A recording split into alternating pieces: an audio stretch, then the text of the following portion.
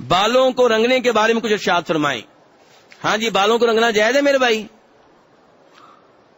جی حاجی صاحب کہہ رہے ہیں جائز نہیں ہے.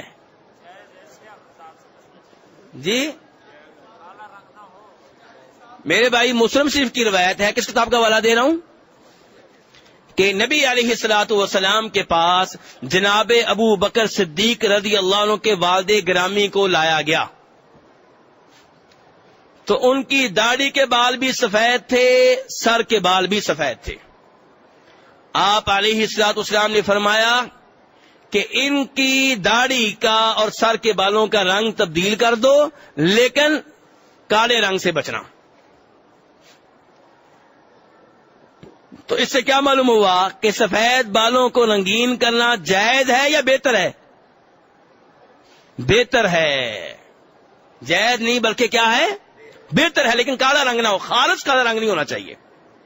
بلکہ مسلم شریف کی دوسری حدیث میں جو اس کے ساتھ ہی آئی ہے، دھیان سے توجہ سے سنیے، اس میں فرماتے ہیں نبی علیہ الصلوۃ والسلام کہ یہودی اور عیسائی اپنے سفید بالوں کو رنگین نہیں کرتے، تم رنگین کرو، ان کی مخالفت کرو.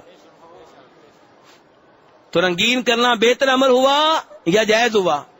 بہتر ہے، مستحب ہے، اجر و ثواب ملے گا. اور یہاں سے یہ بھی معلوم ہوا کہ شریعت چاہتی ہے کہ مسلمان یہودیوں عیسائیوں کی مخالفت کریں، اور ہم کیا کر رہے ہیں؟ اللہ ہمیں ہدایت دے.